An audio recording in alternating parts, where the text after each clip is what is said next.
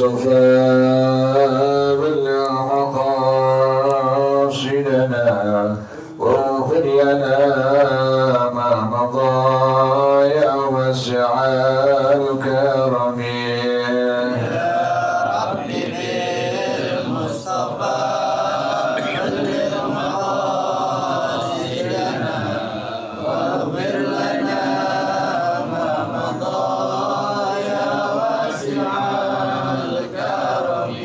يهتلم قد ضاها مطلقا أبدا وما تثاءب أصلا في مدى الزمن يا ربي بالمصطفى بلغ مقاصدنا واغفر لنا ما مضى يا واسع إن الدواب فلم تهرب وما وقعت ذبابة أبدا في جسمه الحسن يا ربي بالمصطفى بلغ مقاصدنا واغفر لنا ما مضى يا واسع بخلفه كأمام رأية ثبتت ولا يرى أثر بول منه في علن يا ربي بالمصطفى بلغ مقاصدنا واغفر لنا ما مضى يا واسع وقلبه لم ينم والعين قد نعست ولا يرى ظله في الشمس ذو فاطن يا ربي بالمصطفى بلغ مقاصدنا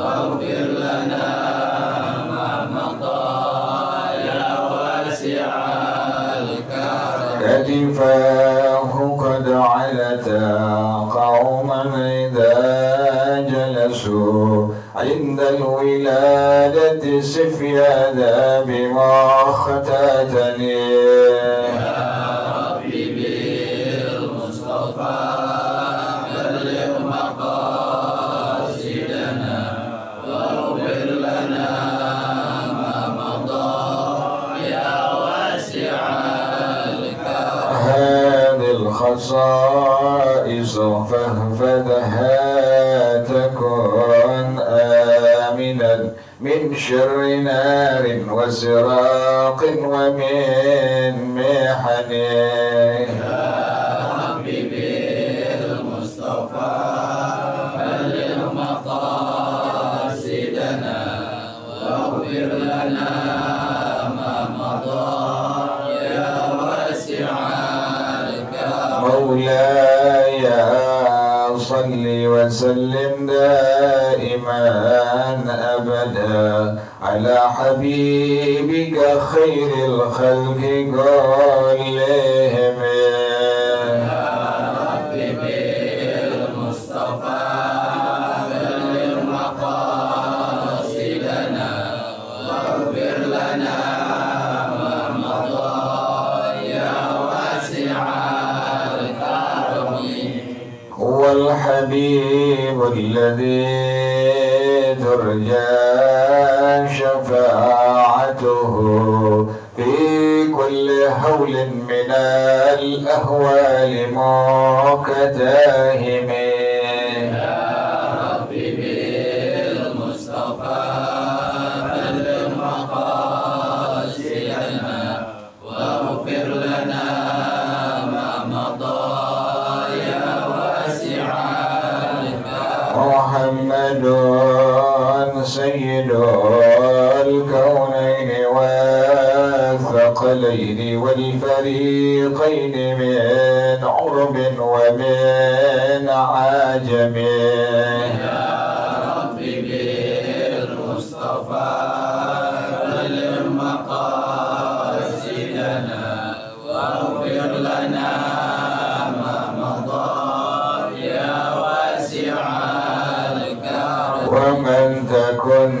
رسول الله نصرته إن تلقه الأسد في آجامها تاجمه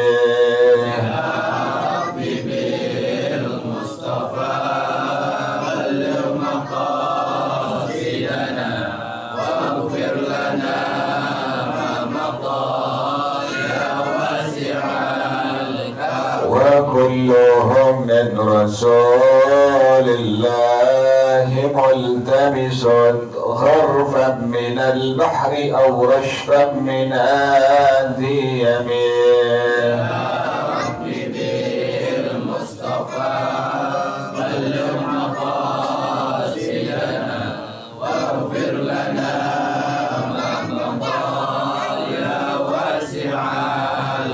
ولن يديك رسول الله جاهك به إذ الكريم تجلى باسم منتكم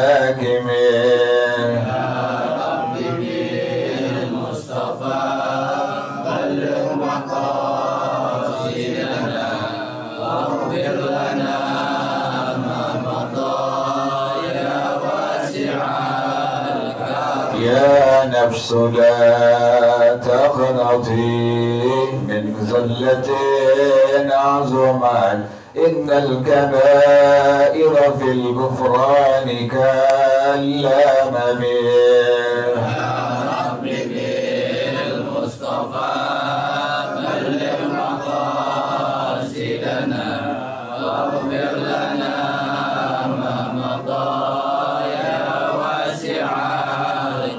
لعل رحمة ربي حين يقسمها تأتي على حسب الإصيان في القسم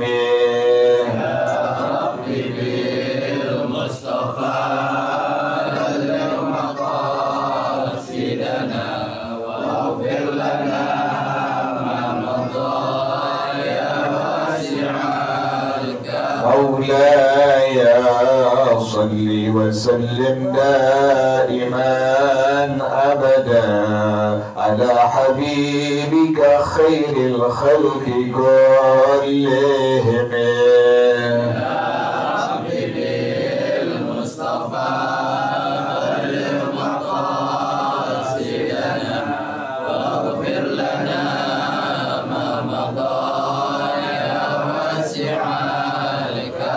اللهم صل وسلم وبارك عليه وعلى آله البلد رسول الله صلى الله عليه وسلم ثم إلى أرواح آبائه وإخوان المرسلين والصحابة أجمعين والعلماء العاملين ثم إلى أرواح آبائنا وأمهاتنا وأجدادنا وجداتنا ومشايخنا ومعلمين في الدين ولجميع المسلمين والمسلمات والمؤمنين والمؤمنات سأل شيخنا مربي أرواحنا الحبيب عبد الرحمن بن أحمد السقاف الأرض شيخنا مربي أرواحنا الحبيب علي بن الحمد الرحمن السقاف الأرض شيخنا مربي أرواحنا الهديد الدين بن الخير وإلى معلم الكتاب الشيخ شهاب الدين سلم الخلوق أن الله يتغشاهم بالرحمة والمغفرة أن الله يغفر لهم ويرحمهم ويعلي درجاتهم الجنة ويعيد علينا من بركاتهم وأسرارهم وأنوارهم وعلومهم ونفحاتهم وكراماتهم وإمدادهم في الدين والدنيا والآخرة الفاتحة على هذه النية وعلى كل نية صالحة جانبة لكل خير دافعة لكل شر وإلى حضرة النبي محمد صلى الله عليه وآله وصحبه وسلم الفاتحة. أعوذ بالله من الشيطان الرجيم. بسم الله الرحمن الرحيم. الحمد لله رب العالمين الرحمن الرحيم مالك يوم الدين إياك نعبد وإياك نستعين اهدنا الصراط المستقيم صراط الذين أنعمت عليهم غير المغضوب عليهم ولا الضالين آمين. اللهم صل وسلم على سيدنا محمد الفاتح لما أغلق الخاتم لما سبق الناصر الحق بالحق والهادي إلى صراطك المستقيم وعلى آله وصحبه حق قدره ومقداره العظيم. اللهم أخرجنا من ظلمات الوهم وأكرمنا بنور الفهم وافتح علينا بمعرفة العلم وحسن أخلاقنا بالحلم وسهل لنا أبواب فضلك وانشر علينا من خزائن رحمتك يا أرحم الراحمين. بسم الله الرحمن الرحيم. وقال له صديقه إذا مات هذا الشكر وأي بلاء أعظم مما أنت فيه. فقال لو أخذ الزنار من وسط المجوسي وشده في وسطي لكان أعظم مما أنا فيه. وإنما أنا يا أخي أستحق أعظم من هذا فإن سامحني ربي بهذا القدر أما كان الشكر واجبا علي أما سمعت أنه صب على شيخ قسط من رماد فسجد شكرا فقيل له في ذلك فقال إني أخاف أن يصب علي قسط من نار فإذا سمحت بهذا الدست من الرماد عنه فهل أشكر الله تعالى والله أعلم والله أعلم بالصواب. بسم الله الرحمن الرحيم. الحمد لله رب العالمين والصلاة والسلام على أشرف الأنبياء المرسلين وعلى آله وصحبه أجمعين. قال الشيخ الإمام المؤلف رحمه الله وأدام النفع به بركات علومه وبكم في الدارين آمين. قال رضي الله تعالى عنه. بسم الله الرحمن الرحيم. Mesti bicarakan tentang sabar atas bala ujian musibah yang Allah berikan kepada kita. Sabar itu inda sadmatil ula, ketika berbenturan dengan berbenturan yang pertama. Berbentur, jatuh, ketabrak, ketonjok segala macam, langsung kita ucapin inna lillahi wa inna ilaihi rajiun. Sabar di situ. Jadi bukan setelahnya. Jadi pas kena musibah, pas kena ujian, pas kena cobaan dari Allah, langsung kita sabar ucapin kalimat tadi inna lillahi wa inna ilaihi rajiun. Baru itu orang sabar. Dan sabar itu tidak ada limitnya. Sabar tidak ada limitnya, nggak ada batasnya. Kalau ada orang yang bilang kalau begini sih gue gak sabar, berarti itu orang sabar nggak tuh? Nggak sabar. Kalau sabar itu nggak ada batasnya.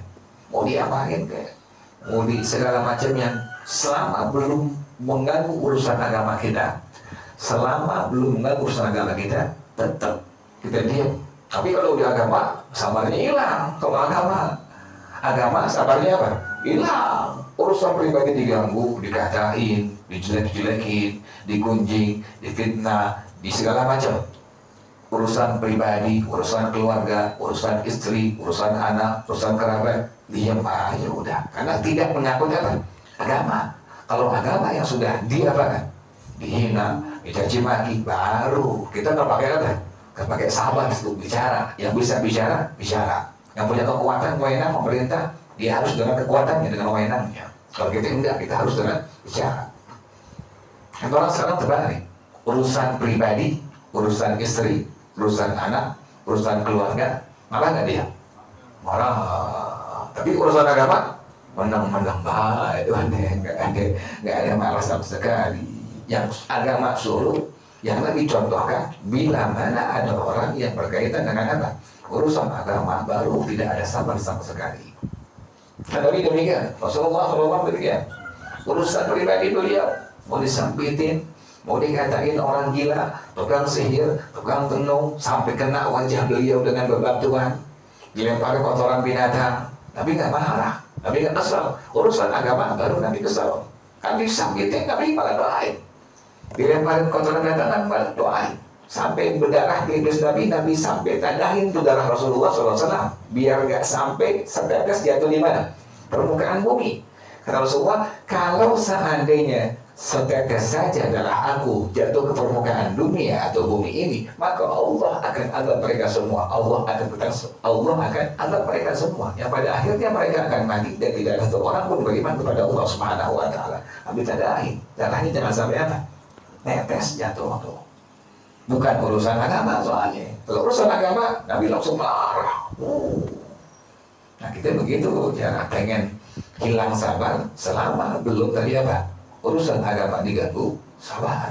Pribadi dikatain, kemudian keluarga jelek-jelekin, istri dicaci maki, biarin. Tapi urusan agama nggak bisa sabar.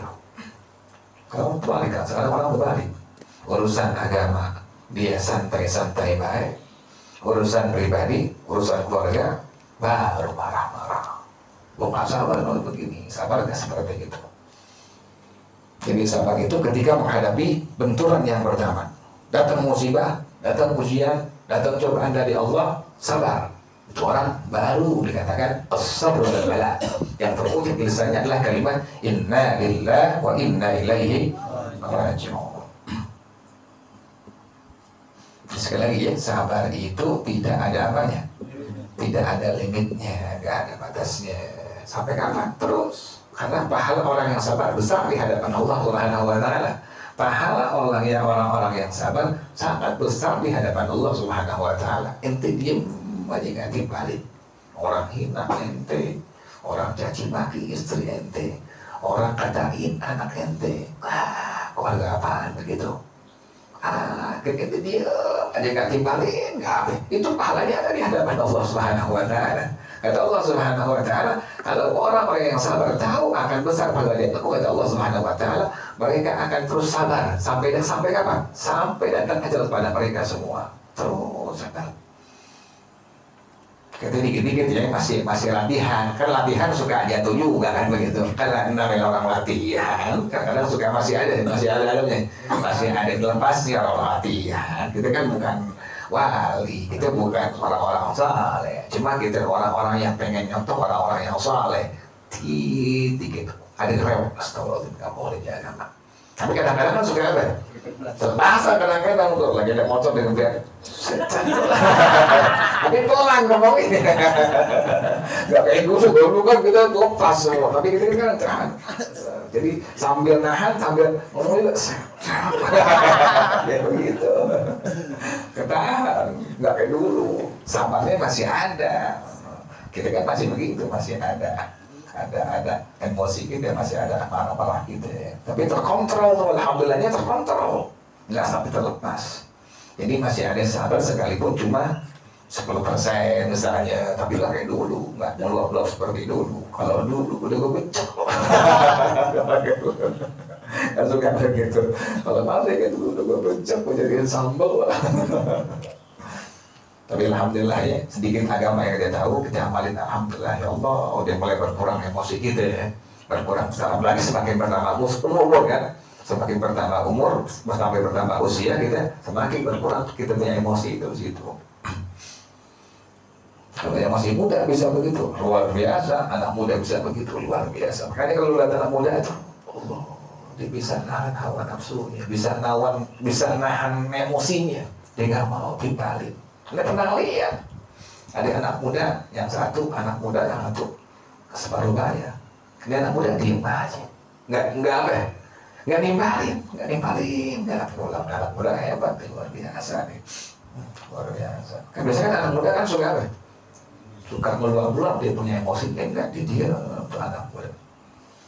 Kata anjing lu, pagi lu dia aja ngomong apa ya, luar biasa.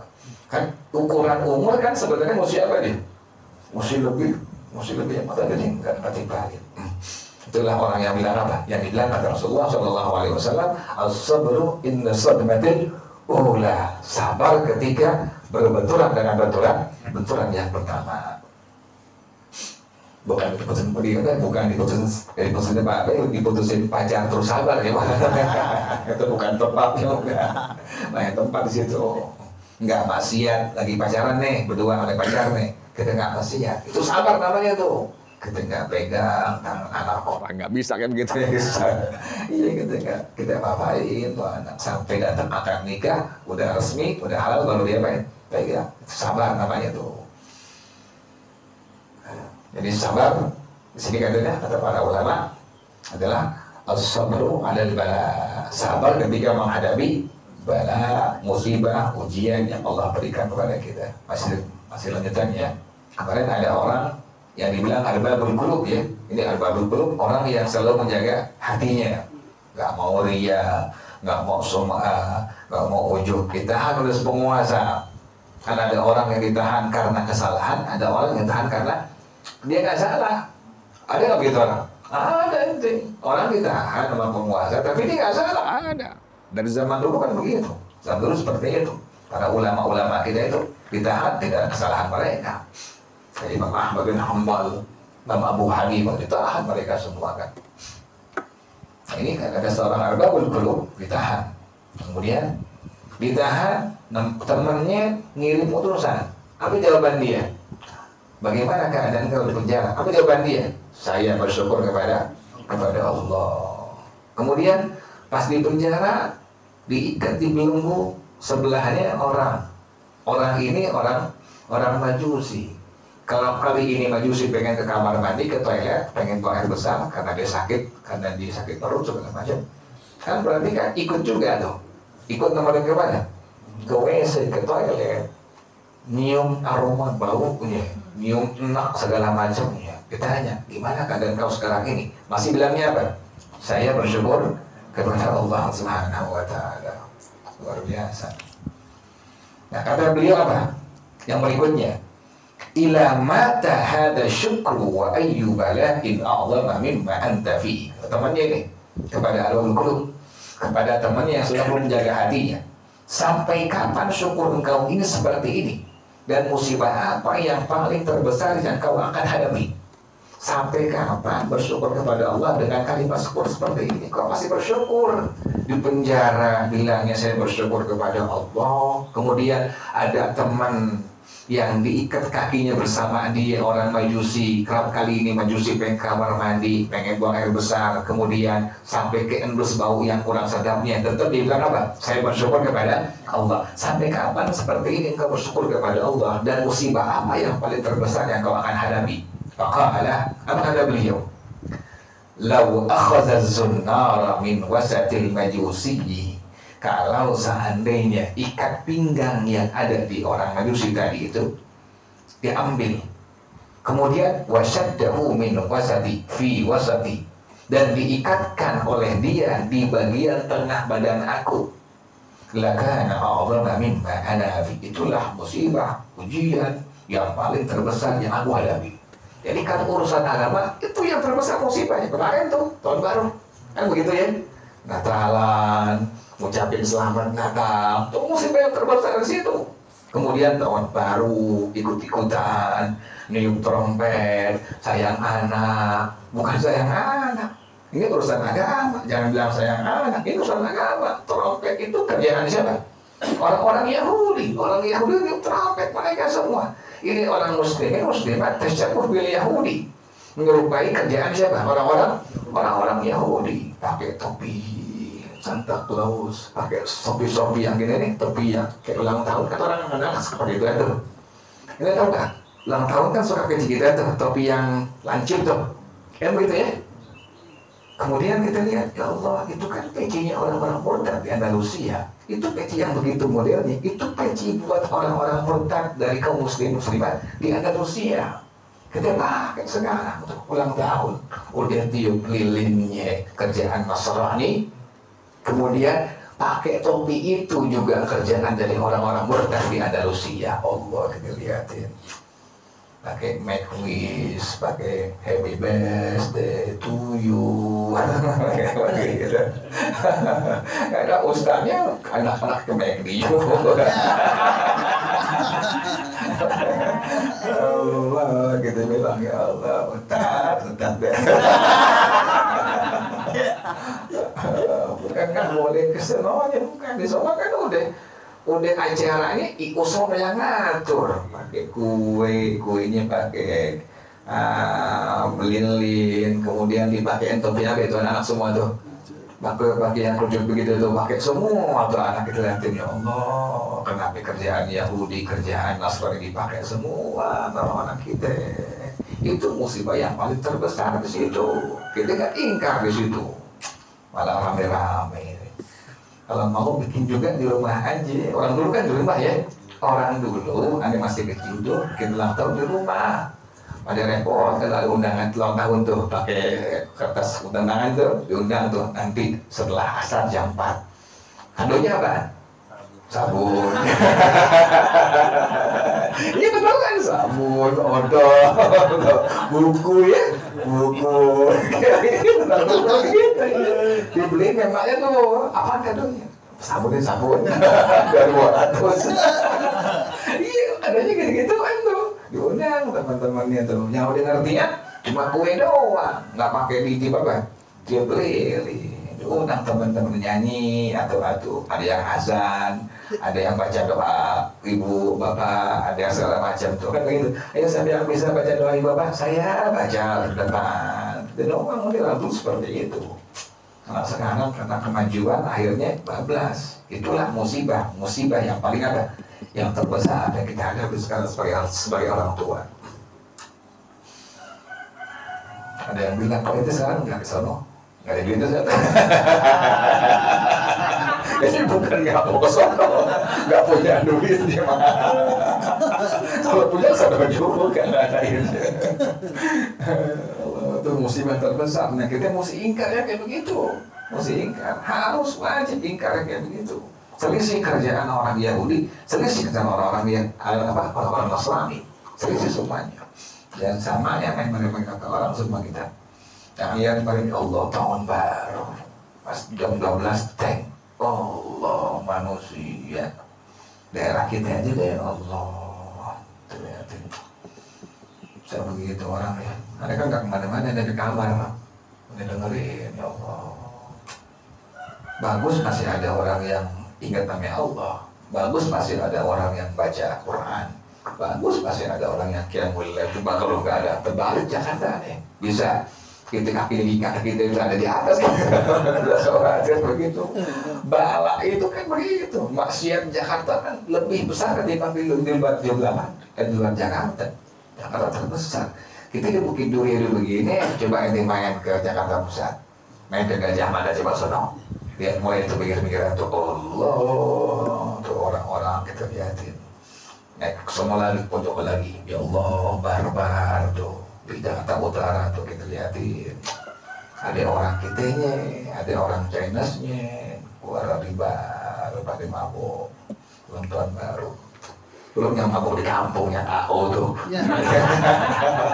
Keluar dari kampung. Keluar dari kampung. Keluarnya tuh gitu. Itu nggak di kampung-kampung. Lihatin masuk lagi. Masuk lagi. Di kampung kita begitu juga masih, tapi nggak kayak dulu kampung kita. Kalau kampung dulu alhamdulillah udah nggak kayak dulu, udah berubah. Alhamdulillah anak mudanya udah pada berubah. Daripada alhamdulillah bapak balik semua ke agama, jadi nggak terlalu ramai di sini. Cuma petasan doang di sini kan, tak ada kita doang deh. Juga jarang yang masak ya. Kamu jago, nggak mau masak, kamu jago. Jadi luar biasa langsung. Kenapa nggak masak? Nggak ada duit. Itu musibah terbesar ente dari diri ente, kemudian istri, anak bilangin, jangan deh tiup trompet, jangan deh pasang petasan. Udah kalau ulang tahun, jangan deh pakai kue ulang tahunnya, pakai ada lilinnya. Kalau lilinnya ada dia apain? Campur, jangan lilinnya, potong aja deh udah. Kita panggil teman, minta doanya, kemudian selesai, kita baca doa segala macam, udah bagi-bagi, begitu kita dulu deh. Atau pengen di tempat lain, misalnya di tempat lain, tempat yang kayak KFC segala macam tuh, silakan. Tapi bilangin kalau iunya, jangan pakai apa? Jangan pakai lilin, jangan pakai apa? Topi yang kerucut begitu, jangan dipakai lah gitu, silakan deh. Nanti pakai peci haji aja. Peci haji jilbab pakai semuanya, kalau udah cakep jadinya.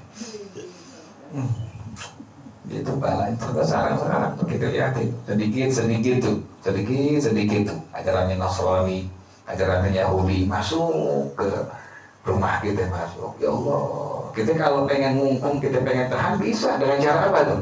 Maksimalin sedikit ajarannya Rasulullah SAW. Bilang mati semua itu. Di rumah kita nggak ada yang gitu kan.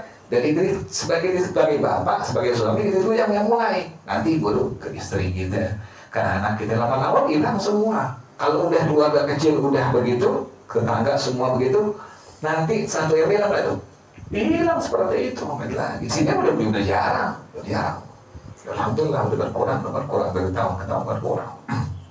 Jadi di sini kalau yang kayak puasa di Ramadan nih, yang dia nggak makan malu nggak di sini?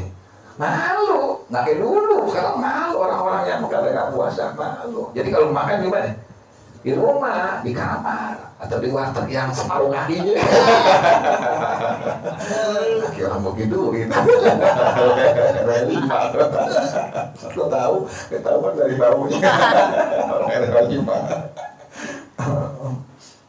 Ya udah berkurang, udah alhamdulillah, udah pakai dulu kamu gitu. Karena dari anak-anak mudanya, orang tuanya udah alhamdulillah udah pada balik semua.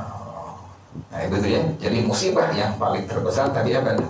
Kata dia tuh, kalau seandainya ikat pinggang si Majusi tadi dilepas, diambil, kemudian diiketin di bagian tengah tubuh aku, kata dia, lakana a'zama mimma ana fi. Itulah musibah yang paling apa? Yang paling terbesar.